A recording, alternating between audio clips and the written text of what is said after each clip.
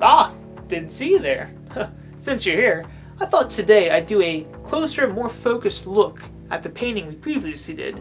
Sometimes you can't get everything you want to say in there, and this time there's no fast forwarding, just pure painting, because let's face it, some of you said I paint a little too fast.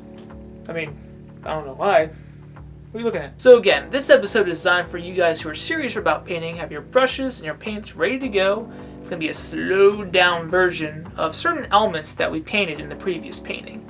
So sit back, relax, and enjoy learning. So here it is, Hyrule Field, what we painted before, and a few things I want to go over today. I want to get a closer look at Zelda's castle, how to shade it again, how to make it look like it's far away, just how simple structures are shaded in landscapes.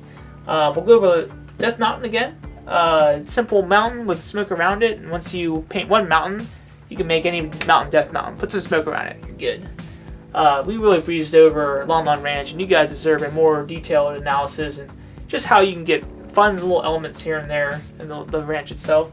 And we'll go over the tree and his equipment again too.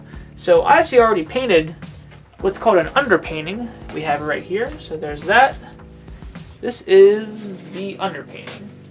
And as you can see, it's just a simpler version of what we just saw. And there's no shading or modeling in the painting world, it's called. I just took the elements, the big elements like the sky, the mountain, the landscape, and made it into like a puzzle piece. It's called blocks of color.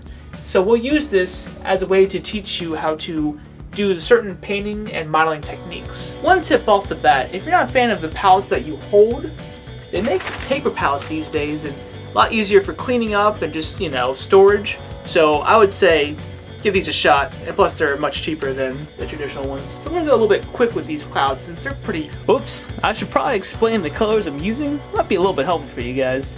We have cadmium yellow, pale hue, titanium white, burnt umber, olive green, phthalo blue, and alizarin crimson. Now back to your show. Easy since they could be really any shape and look cool. So again, is that white on that fan brush? We just touch the sky. These circles, and the way they put them on there is really how these things take effect. Ooh, there we go. And remember to always have, if the sun's coming this direction, just think of everything being lighter on this side. So have a lot more white on that side and kind of fade it out. Have less white on this side. There we go.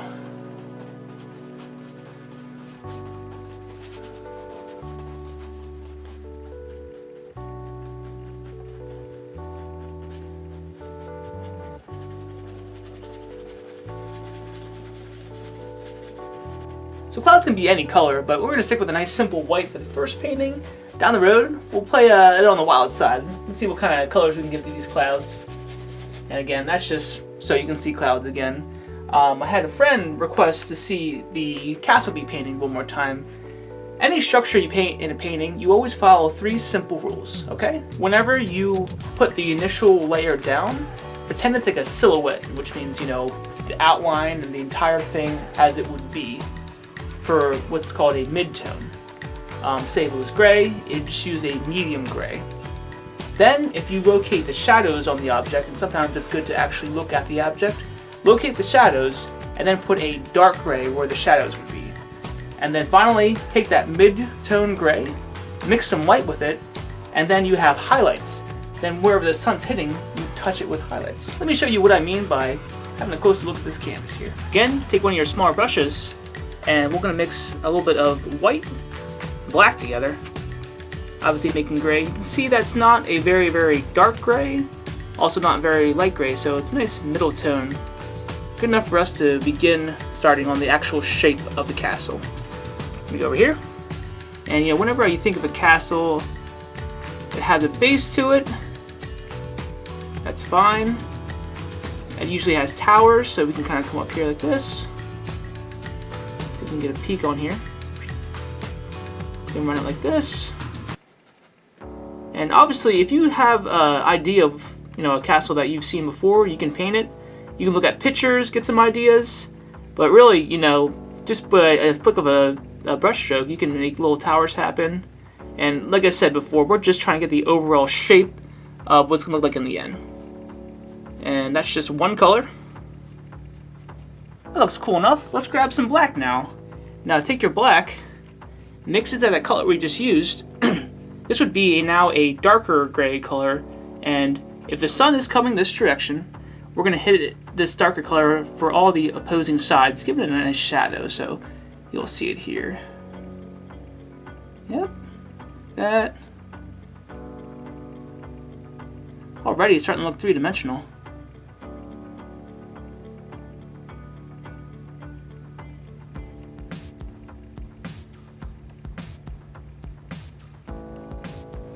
Looking nice. Simply with the white, get that mid-tone again, mix a lot of white to it. You want to make sure it's a very much different color than what you started with, so that can be used as your highlight. Sometimes you have to use a lot of the white to get it active here. Looks good to me. Now since the sun again is coming this direction, we touch it on the sun side, and you know what, I'm going to get a little bit more white. You can see more of a dramatic effect there. There you go.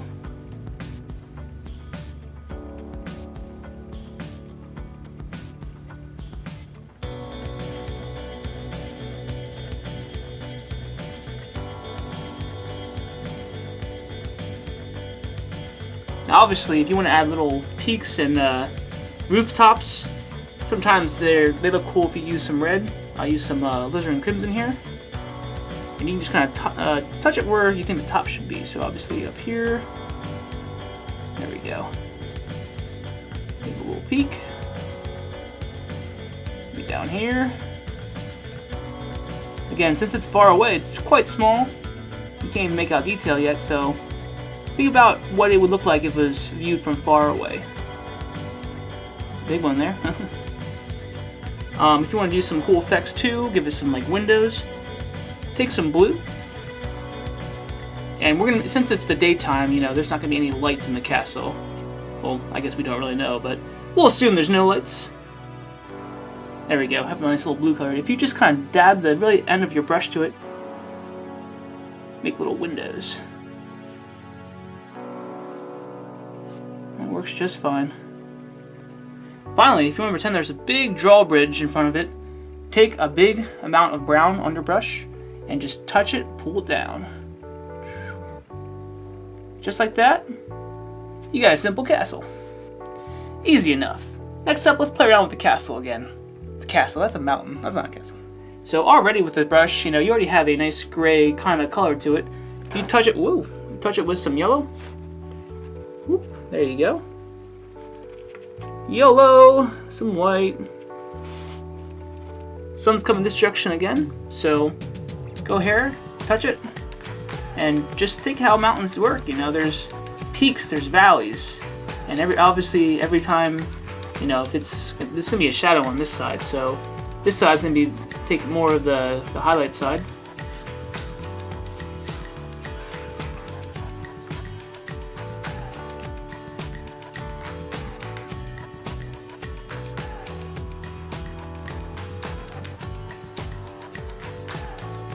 Now if you want to make it more dramatic, just add a lot more white and yellow. Because it's a nice medium tone of light, but you know, if you want to pretend that the sun's really shining on top of it, whatever mixture you use, which we use right here, add a lot more white, add a touch more yellow. Has a nice warm effect to it. Nice bright sun color. Pretty simple. And touch it. There we go, look at that.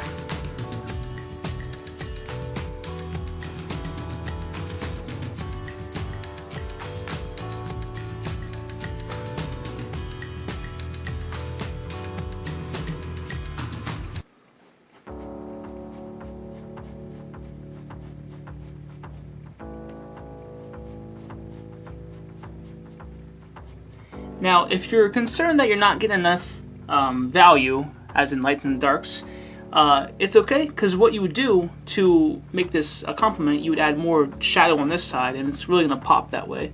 So that first initial mixture we made, there was some brown and yellow and white there. This time, I want you to add a touch of blue. Now the blue it's pretty strong color, so you have to be careful there. So if it's too blue, add a lot more brown to it. All right, here we go.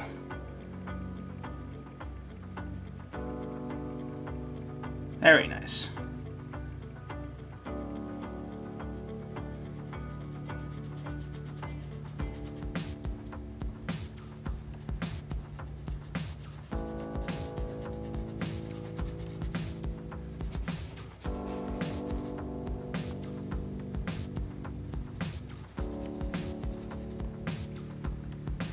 And this is all with that same color we just mixed up, so no tricks here.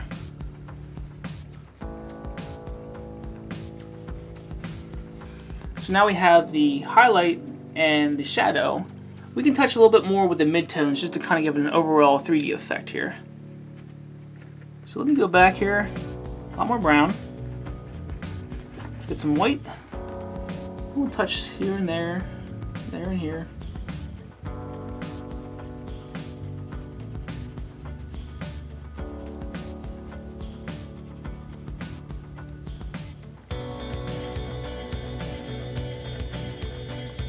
And I tell you what, I'm actually, the best part about this is you can actually go back and forth with highlights and shadows.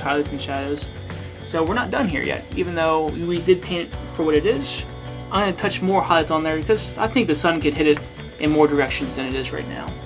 So, decisions to make here. Find more peaks. Just have that. There we go. Obviously you can see I'm doing a stroke like this because I know it's going to fade off and drop off, and it's going to be the lightest on top. There we go. Some little valleys there. Not bad. Even over here, doesn't need to be all black over here. Sometimes the sun can come around and hit certain sides.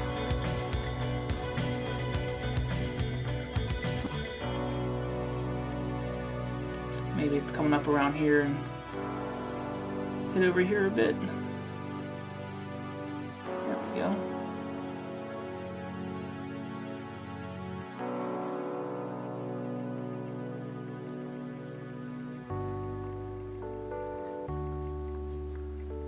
Check that out.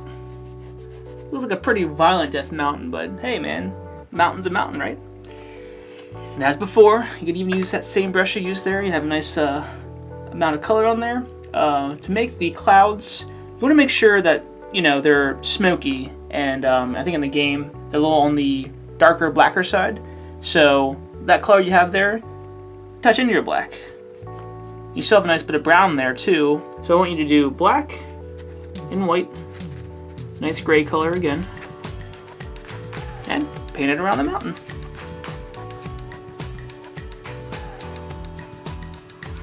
There we go.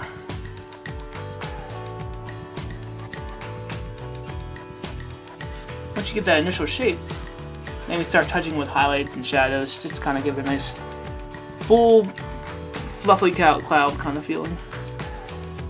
Yeah. A little bit more white. Same mixture, just some white.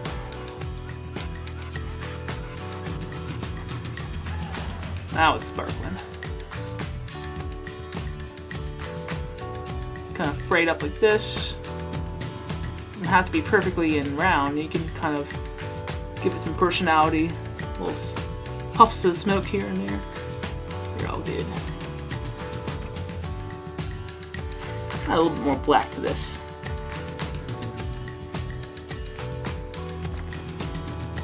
Yeah, there we go. That's some black smoky clouds. Sun's coming this direction, so touch the shadowy part with the black. Not too shabby, right? So this part I want to make sure we kind of go over in detail because we kind of skipped over it in the actual film, is Lon Lon Ranch. Now for any structure, like I said before with the castle, you have three tones, a mid-tone, a shadow, and a highlight. So as long as you get the shape of Walnut Ranch, and we can just pretend it's off to the side here, drag it, pull, be like a little rock formation. There we go. And I just used a bit of brown and black because it's not faded far away. There's no light or haze effect to it. This is full-blown contrast, so you can see darker darks and lighter lights. Drag it, pull down. We're just filling in this shape right now. You could do this with a paint roll if you had it, but we'll use our brush. At first, you might think, well, that's just a simple shape. How the heck can you make it into a ranch? That's where the detailed placement of the lights, highlights, and the shadows come into play here.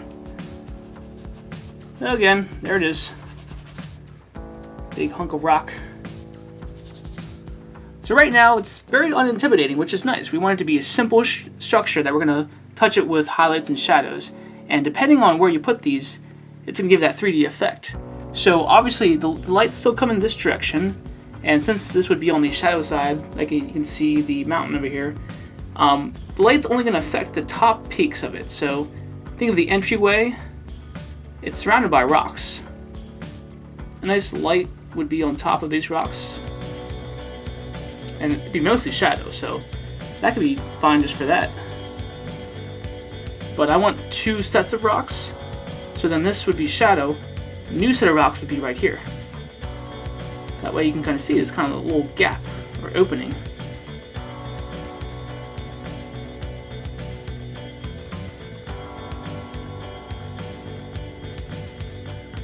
Just like that. As you can see, looks like you can go right through it because we touched the correct places with the highlights. Now, I think it'd be cool to have like Walnut Ranch representing a sign whenever you go into it. So again, brown again. And I want to make it a warm wood, so I'm going to have brown and yellow to make it warm. You can see it there. There you go.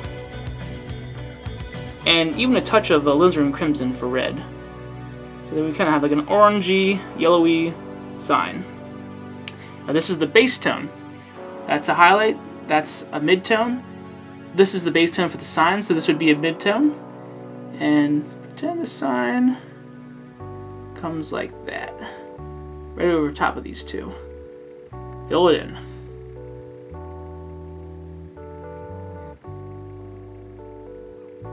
Signpost, drag it down. Easy. And if you want a road, just grab some brown and extend the road on the grass.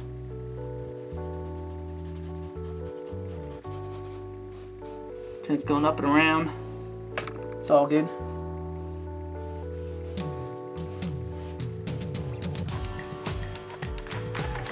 Easy enough, right?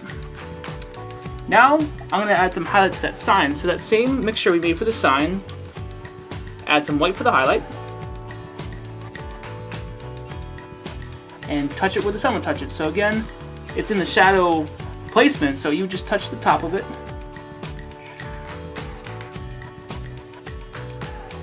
Maybe this side of it.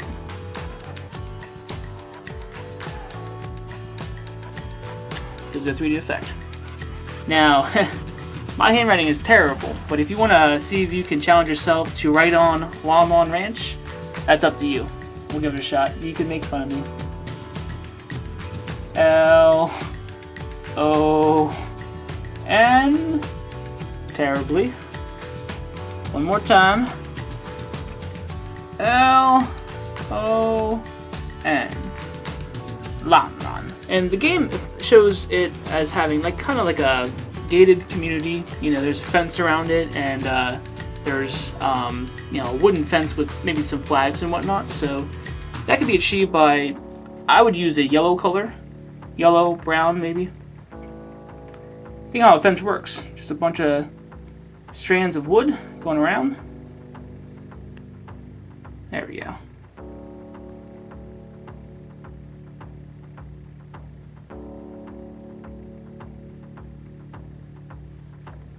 And if you want to do like a little line of flags, grab some black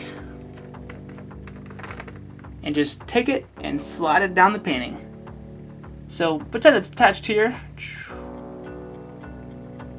There you go. One more strand. Go on this side. There you go. And a fun color for flags, you can make them whatever color you want. I'm just going to use some red and some blue here. You can just touch it down like a triangle. Flag, flag, flag, flag. Easy enough. Grab some blue. Blue. Blue. Blue. Blue. Blue.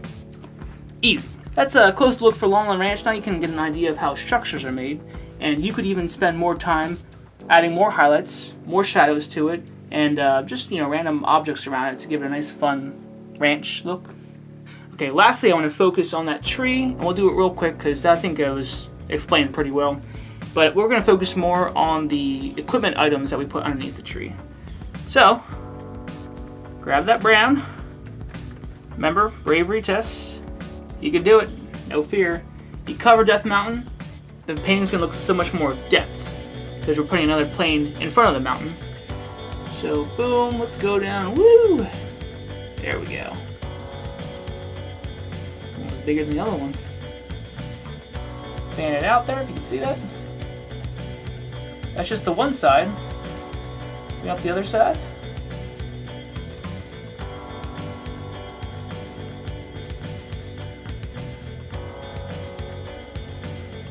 And just fill it in.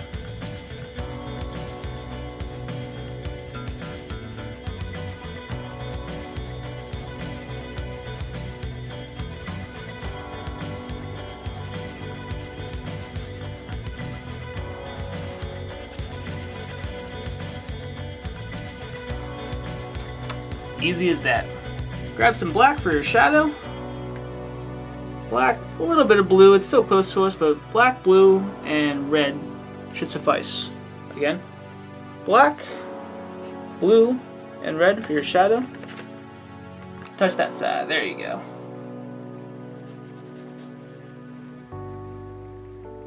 Let's add these branches again. Use your paint thinner. That same color that was on top of there. First of all, get some paint thinner on your brush. Like I said, you can see it kind of run down there. More the consistency of ink. There you go. Not too thick, not too thin. And then the paint will just slide all over the canvas. Touch it, wiggle it, and jiggle it.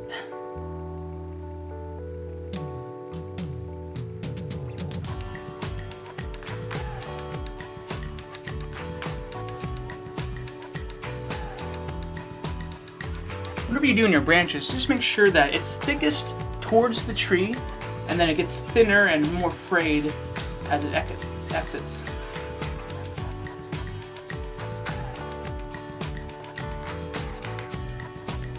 There we go. Ooh, getting a big one over here.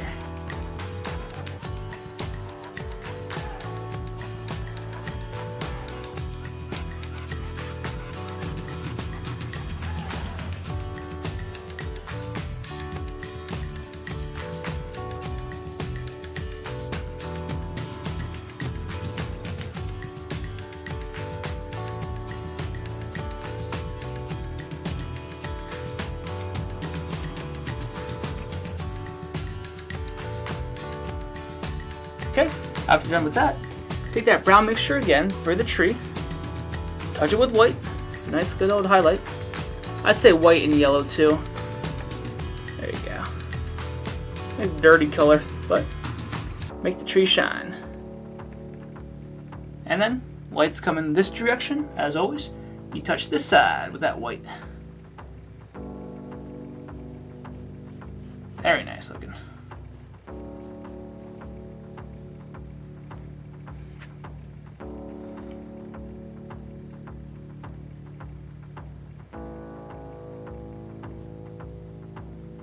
See a nice contrast of that white and that black together. It's beautiful.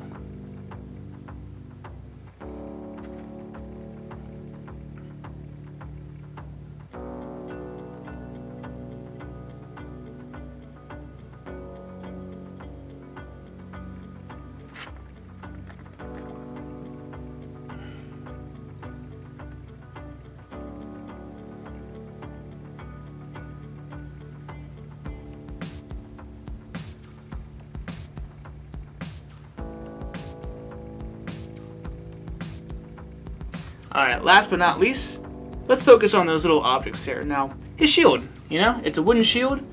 Get some brown. Make that shield shape. So you want, it's like a little triangle there. It is wooden. That's when you want to touch it with the brown. And that's a nice mid-tone color to it. You can see it there. We're gonna add that same brown color. Now, oh, there we go. Add some white to it. Have it touch across the side. There you go. Now let's add some shadow to it.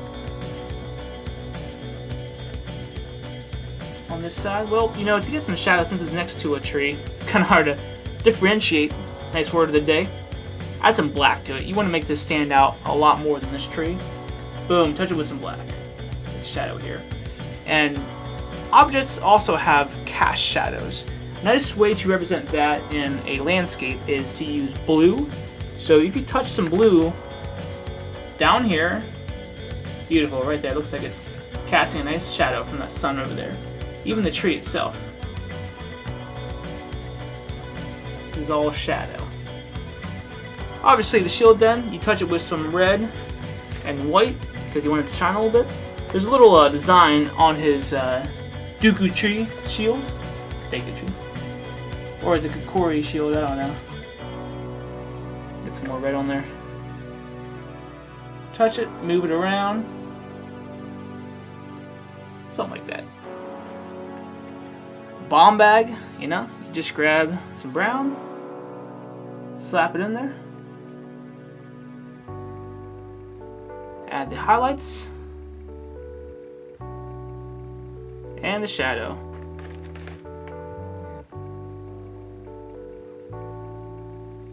Deku nut. Grab some brown, swirl it in there. There's a nice shiny center to it. Cream filling. Touch it. Easy enough. Boomerang. That's a nice brown object too. It's more of an orange actually, so take some yellow too. Yellow and red. Mix her up with your brown. Boomerang.